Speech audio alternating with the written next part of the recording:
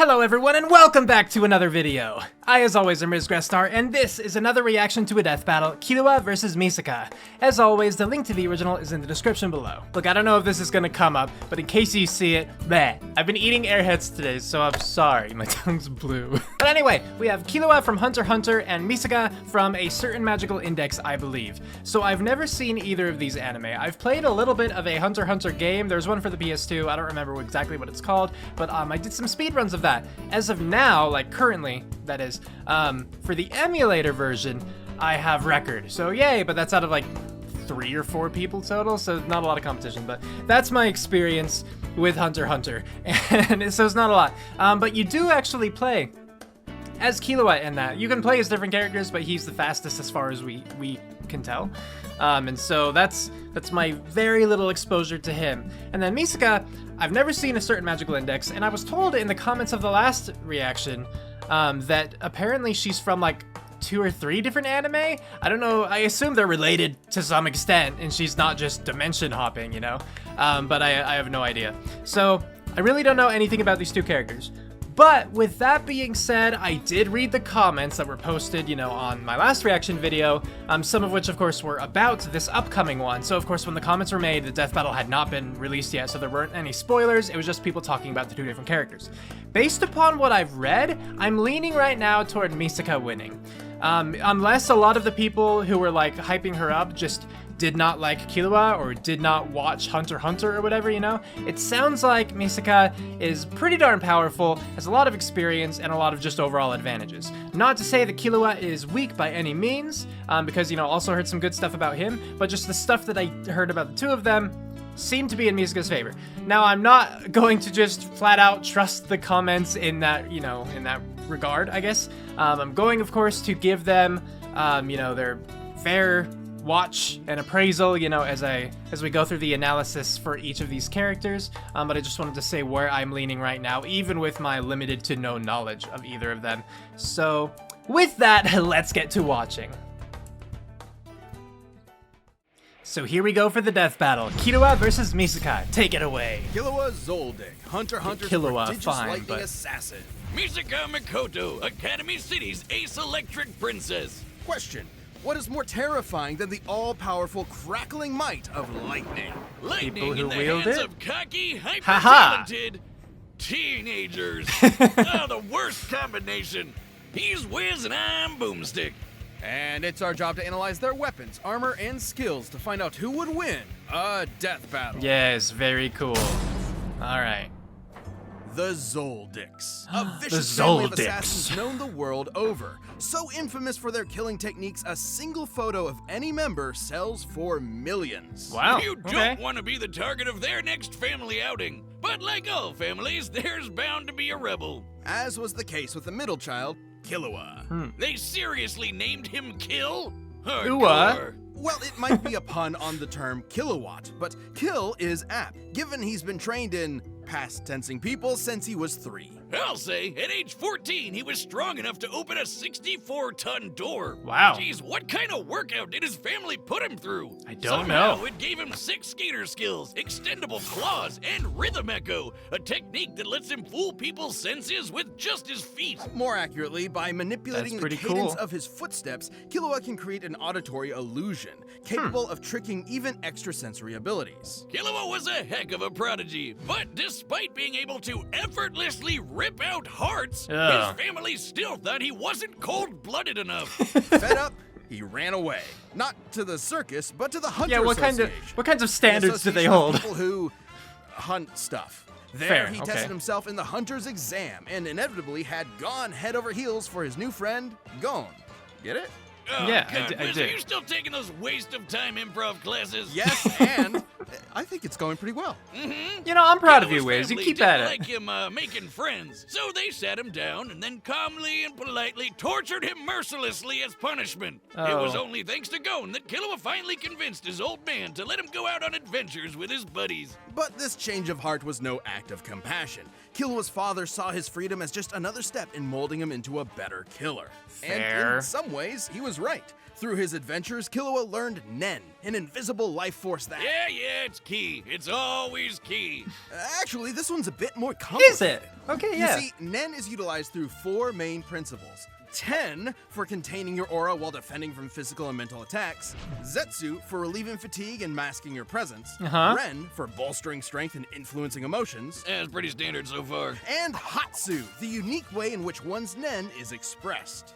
This comes in many forms, but all fall into one of 6 types, which represent how proficient a Nen user is at certain techniques. He's a transmuter? It's an RPG class think? system? More like a hybrid class system, because most users actually fall somewhere between 2 categories, giving them differing degrees of proficiency. Techniques from these Nen categories can even be further enhanced by adding rules to their use. Oh, then there are the advanced principles, which... Oh god, okay, I get it. But we haven't even talked about Killua's Hatsu yet. Killua is a transmuter enhancer, i.e. he specializes in transmuting his aura into different forms and enhancing the power of himself and others. He uses his aura to... He makes lightning! Yes. Is in that... Killua's hand, lightning becomes a deadly weapon that he can fire down as a bolt, channel through his arms, or send through metal objects. Like his super alloy yo-yos. These bad boys weigh up to 50 kilograms. See, that's how you make a pun, Wiz. Packing enough force to shatter trees like I just shattered Wiz's confidence. Add in Killua's lightning and he can electrify anyone who touches them.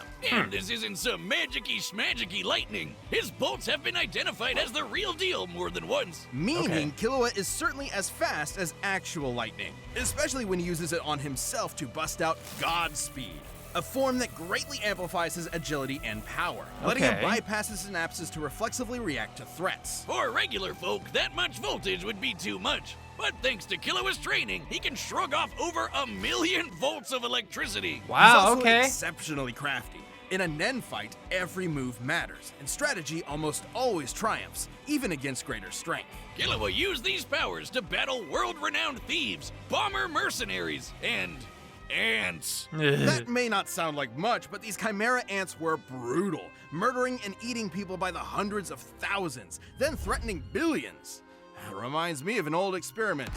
Gone horribly wrong. Oh no. Killua understandably wanted to bail, but Gon pulled him back in, much to his frustration. Killua wanted to be there for Gon emotionally, but could not comprehend why he was risking so much against the chimera ants, going as far as becoming a monster. In other words, Killua was crushing really hard, but didn't know what to do about Gon's simple-minded impulsiveness.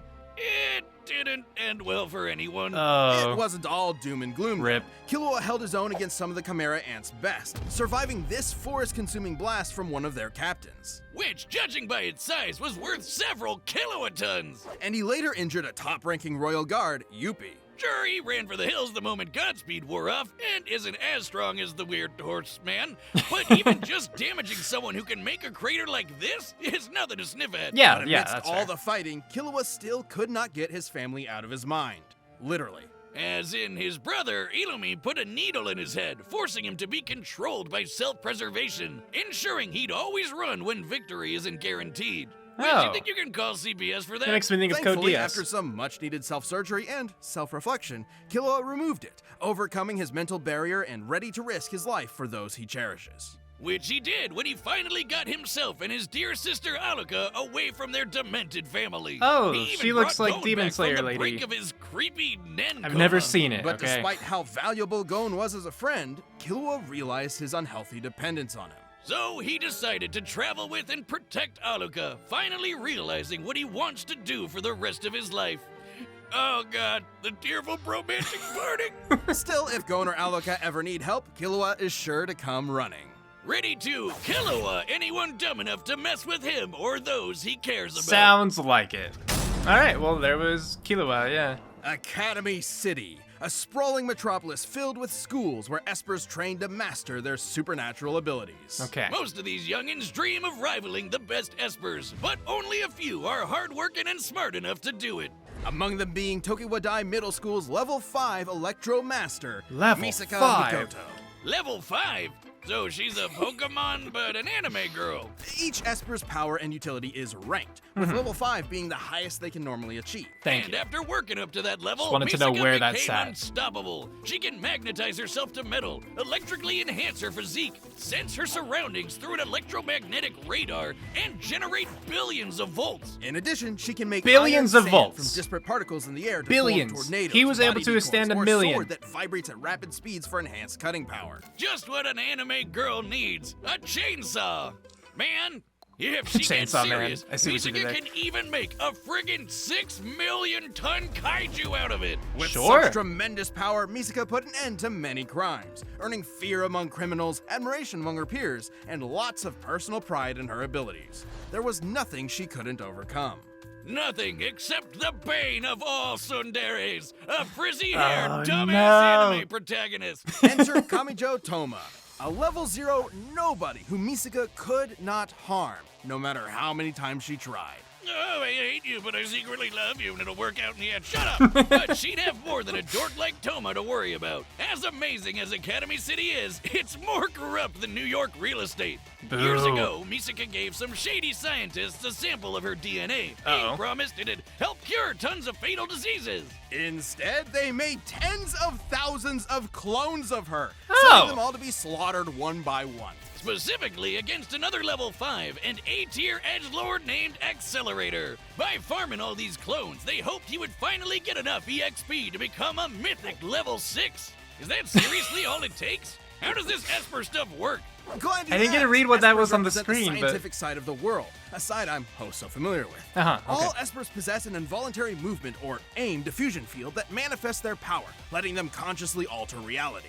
Changing reality with your mind. Isn't that just magic? Au contraire, Boomstick, it's quite scientific. Look at Misaka's signature move, the railgun.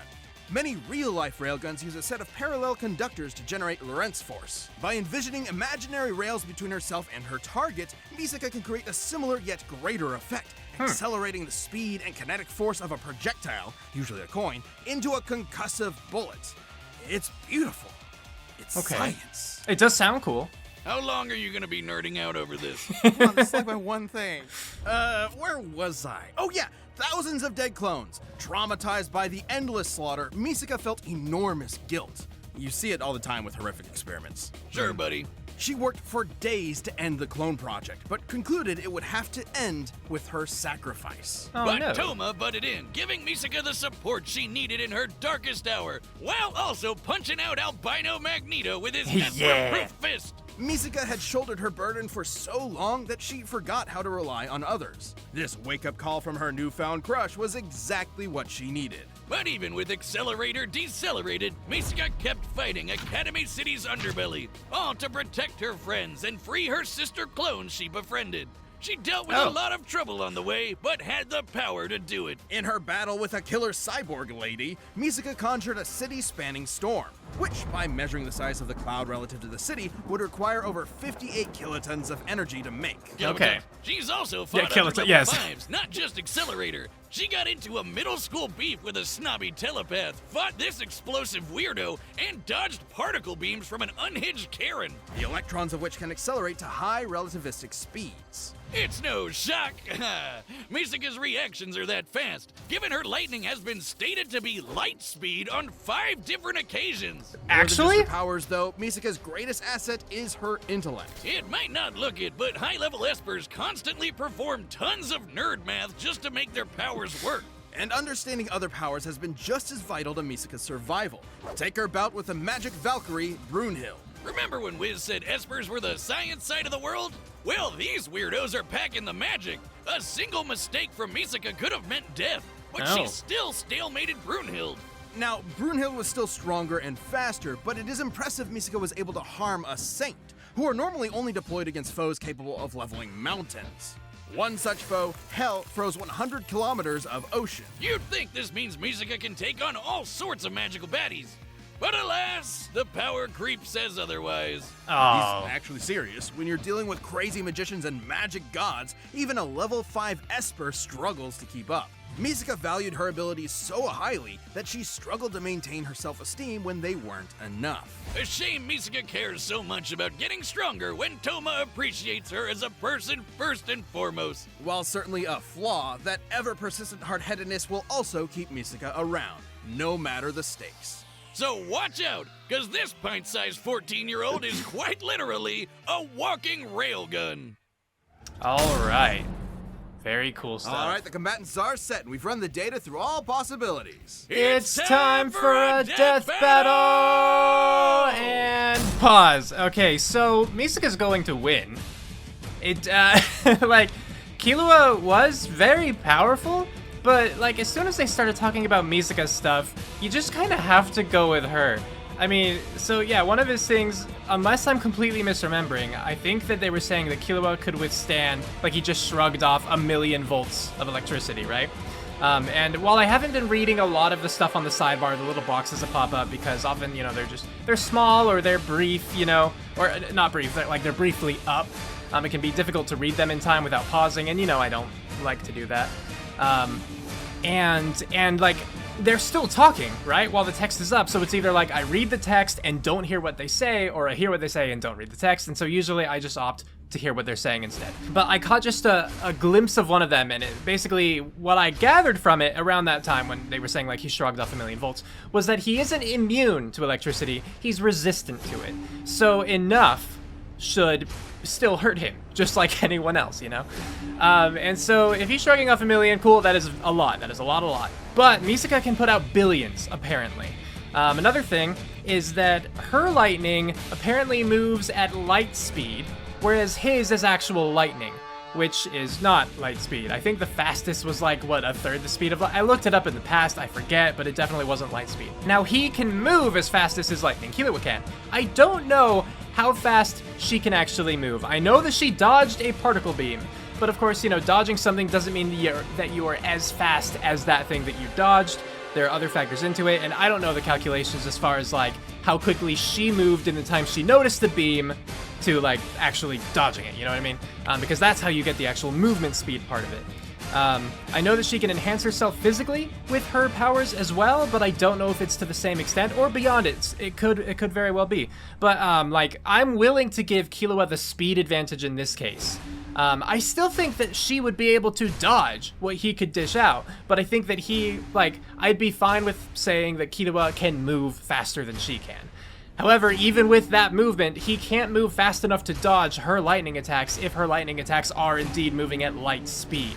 And she has fought things at her level too, and so she is just very capable of doing that. I mean, if she was like fighting her own clones, then she's already fighting someone way stronger than Killua, right? I don't even have to mention like the whole kaiju thing that she can summon, just because I don't think that that's relevant, you know? Like, the closest thing that seems to me is when like Killua at a very young age pushed open that giant door because he's just incredibly strong, but like, why does that matter, you know? And then we're saying that like Killua, he withstood that forced explosion that was like 3.92 kilotons, I want to say. And then she, you know, created that storm above the city. And I don't remember how big it was, but I remember that it was way bigger than the 3.92 that Killua survived. So just like her damage output seems to be insane compared to his. So like, unless I'm like really misunderstanding something, you know, of the things that I talked about, or if I'm just missing something else, just she seems to like way have the advantage here in almost every regard, if not in every regard. There was even the thing like, yeah, he's been raised as an assassin all his life, sure. Like, I don't think that she has that kind of experience. She has been raised in a school where they're like actually practicing their abilities. I don't think that's the same intensive training and from as young an age as Killua with his assassin stuff. But he didn't get Nen until later on, and like all the stuff that goes into Nen, like Hisatsu, I think that's what it was called. And so he doesn't have as much experience with that as he does with just like normal assassin-y stuff. Oh, I had something else that I was just about to say, and then it left me. Oh yes, I was going to say, you know, with like him being incredibly intelligent on the battlefield, like, so is she. Not only just to do like the mathematical calculations for like the whole railgun thing, but just like with all of the fights that she has to do, keeping in mind like how different people's abilities work and being able to like analyze and adapt on the fly. While they can both do that, it seems like she has the advantage there to me. So that's just like another thing in her favor.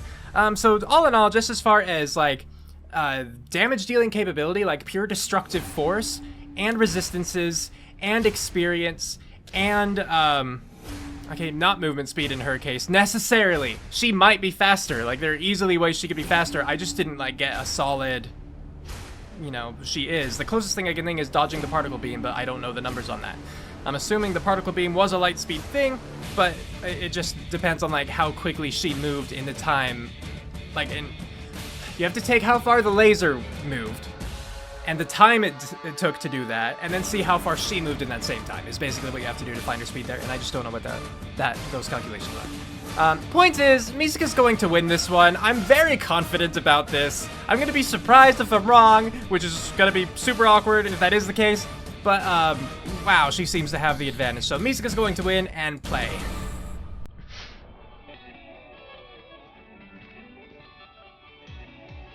Uh-oh. Hey, that's mine.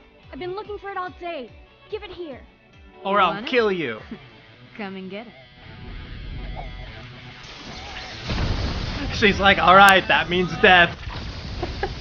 Coins, huh? I had a butler who used these.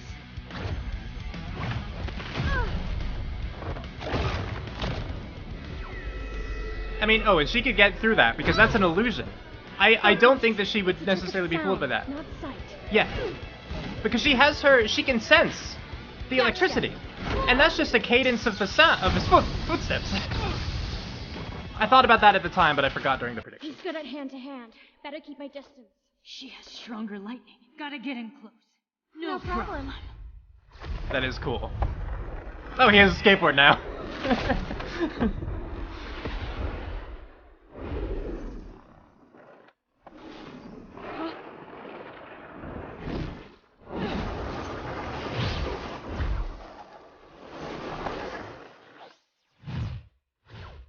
Wasn't expecting that to come from the underside of his skateboard.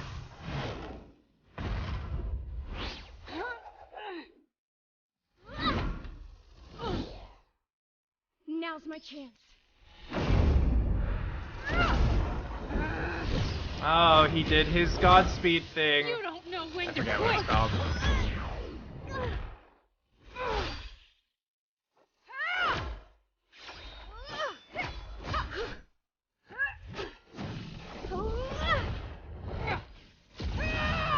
Does she get a level 6 sprite? Oh no.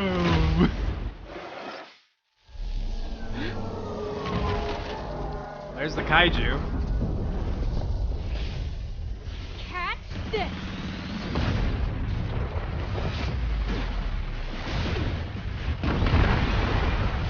She's keeping this thing together with electromagnetism, meaning it can be disrupted!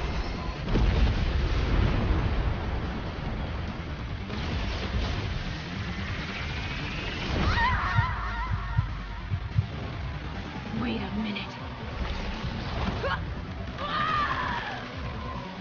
Yes? 35 meters. Altitude, 45, 40, now. Oh, what a splatter that was. Okay, yeah, good. The angle, the electromagnetism, the science. It's. All right. I'm happy for you, Wiz. Wiz. Whew. While Killua's assassin training made him a vicious threat, Misaka's abilities and know-how gave her the counter she needed in this mind-numbing battle of wits. Killua could survive kilowatt-ton level blasts. 3.29, not 3.92, my bad. To Yuppie, whose crater feat was worth 18 megatons of TNT. Impressive, but the storm Misaka created beat anything Killua has done directly. And given similar scaling to Brunhild, who Misaka not only harmed but stalemated, her output could reach hundreds of megatons of TNT. Meaning, no matter which numbers are used, Misaka would always have the advantage in raw electrical power. No surprise there. Killua may have shrugged off 1,000,000 volts of electricity, but Misaka can dish out and survive Yeah, billions. Still, both I characters caught have that. contended with and harmed stronger opponents, and the two power systems they work under have allowed weaker opponents to defeat stronger ones in the past. So, might alone That's just wouldn't how net anime either a goes. win. Plus, Killua was way better at hand-to-hand and physically stronger. Knowing his crafty assassin skills, things could have gone south for Misaka if she wasn't careful. But fortunately for the railgun, she was. Her fight with Brunhild shows she knows how to deal with tough, up-close threats while keeping her distance. And being able to dodge particle beams meant Misaka was more than fast enough to react to even Killua's lightning-quick speed. Add to that her bigger pool of powers, and she had plenty of ways to counter Rhythm Echo, since Killua was lightning, or just pin him in place long enough to pull off a railgun finisher. Killua was strong, but he I like wasn't the gonna matching outmuscle colors with the 6 names and the million pluses. tons of iron sand. Killua was a prodigy in all things Nen, lightning, and killing, but Misaka's varied electro powers, quick reflexes, and scientific brilliance let her cash in a win. But hey, at least she let Killua keep the change. She Killua'd him. The winner is Misaka Great. Mikoto. Claps for Misaka. Nice, nice. Thanks for watching. Stay You're tuned. welcome. We have a new Death Battle releasing every 2 weeks this year. And click the join button to get new perks and extra content. Planet level members even see Death Battles before anyone else, so don't What? miss out. Whoa, next time on Death Battle, we have... Stitch? Okay, who was the... Oh, Rocket Raccoon. Interesting, okay. I mean, my inclination right now, honestly, is Stitch. But I don't know either of them too well as far as the capabilities. I only know Rocket Raccoon from the movies, and in the movies, he's nothing special, you know? I mean, he's special as far as, like, he's a talking raccoon that has, like, you know, he has guns and stuff, but but he, you know, you could look at like a Spider-Man movie, right, or a Captain America movie, and take like brilliant feats from that. I can't think of anything for Rocket. I haven't seen the third Guardians, but aside from that, I think I'm caught up with what Rocket has done in the movies. So I don't know, and not that I've like seen a bunch of the Stitch cartoon, because like I've seen the movie way back when, the first one at least. I assume there are more. I assume there are multiple. But I also know there's a TV show, which I watched some of. There was a lot of the little yellow one who liked sandwiches, right? But I don't know what Stitch did in that. I just assume it was bigger than Raccoon. But who knows? Who knows? That's just me thinking right now. So let's talk about this Death Battle. So I was right, yay me. I want to say right away with the animation, I don't know what happened toward the end when Killua grabbed her heart. I don't know what that was, because it seemed like it wasn't actually her, and it seemed like grabbing her heart harmed him, and I don't know what actually happened. Like, I remember that he can just do that, the whole grabbing the heart thing, and like, I had that moment of fear where I was like, are they really going to say that that was the thing that, like, cinched him the victory? Because I would have had some words if that had been the case, you know? But I don't actually know what that in the animation was displaying. Like, was that supposed to be a clone that they threw in? Because, like, clones of her are canon, but I didn't think that one would make an appearance. But if that was a clone, I don't know why it became all black and why did it hurt him and stuff like that. So I'm confused. I don't remember her having, like, illusory abilities or anything either, so I don't know. So I'll say that, like, 4 of you can tell me what happened down below. Maybe scan the comments first and see if anyone has already said it. And if they haven't, then you can tell me. Because I'm curious to know, but I'm not so curious that I need every comment to be telling me. Thank you. But I liked this Death Battle. I thought it was really cool. It was one of those that surprised me in the sense that it seemed very obvious who would win by the time. I mean, quite early on, honestly, in Misaka's, I was like, oh, well, so she'll win then. You know, I wasn't locked in at the point where it said that she could generate billions of volts of electricity, but that's a pretty big thing when I caught that, you know, he resisted 1,000,000 and she could put out billions. So basically it was like, as long as she can connect, she'll win. And so then it became a matter of like, could she last long enough to get such a hit in? And are her attacks fast enough that he wouldn't necessarily be able to dodge all of them? Because if she had like a one-hit KO, but, you know, moved at a snail's pace, then that doesn't matter, because he could just avoid it until he whittles her down. But because she was fast enough to both like dodge his attacks long enough to be able to get her hit in, and her attacks were fast enough that they were able to hit him so that he could not dodge out of the way, then that was like, you know, that's why she won. And then, you know, all the stuff about just being smart and, you know, the versatility and being able to counter his own abilities, and then having like her own that, you know, gave her a further one-up kind of thing. Like, it all just, it made sense to me as I watched the analyses that she was going to win. And so I'm glad of course that I was right, and that the conclusion talked about a lot of that same stuff. Totally makes sense to me. So yeah, and it was also just cool to see like how their worlds were different, I guess, and how the anime and their growth as characters played out, because, you know, I like that kind of stuff. I actually was going to start watching Hunter x Hunter at one point, but like I started the first episode, and honestly, like the animation style, I didn't like it all that much. But seeing the clips that played here, I don't know what I didn't like about it. I don't know if the first episode was different, or if just, I don't know, something rubbed me wrong. It was mostly, I think, seeing Gon that like I was like, oh, it's I don't know if I want to root for him. I think that was mostly but, you know, of course I did not give it much of a chance at all. So I might go back and start that again. And same with like certain magical index. They both look pretty cool, to be perfectly honest.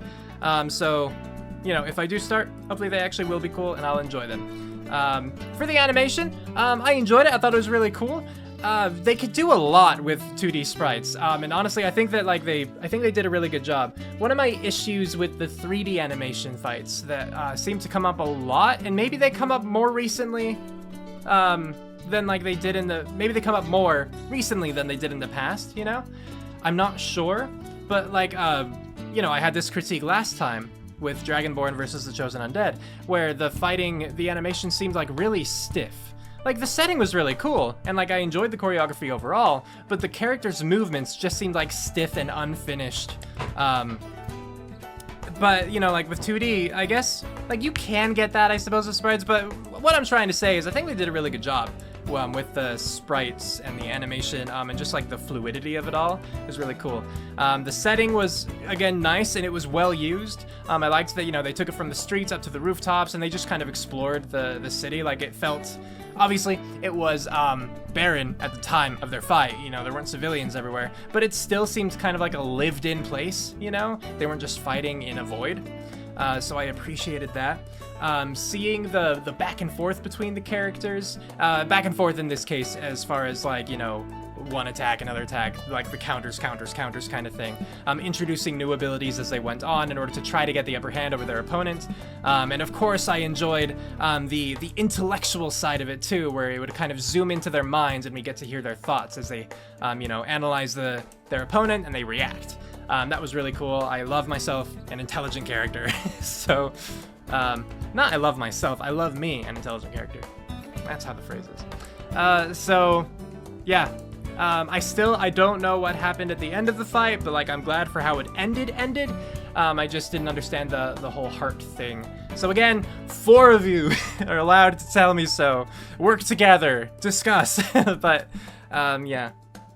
And then I already talked about next time. So I think that's it. I enjoyed this. I hope that you enjoyed this. Let me know what you thought about it in the comments below, whether you liked it, whether you disliked it, what you thought about this or that, etc., so on and so forth. And next time we will be watching Rocket Raccoon versus Stitch. I think that was the way that the title was. So hopefully you're looking forward to that. And with that, we're calling it here. So have a good one, everybody.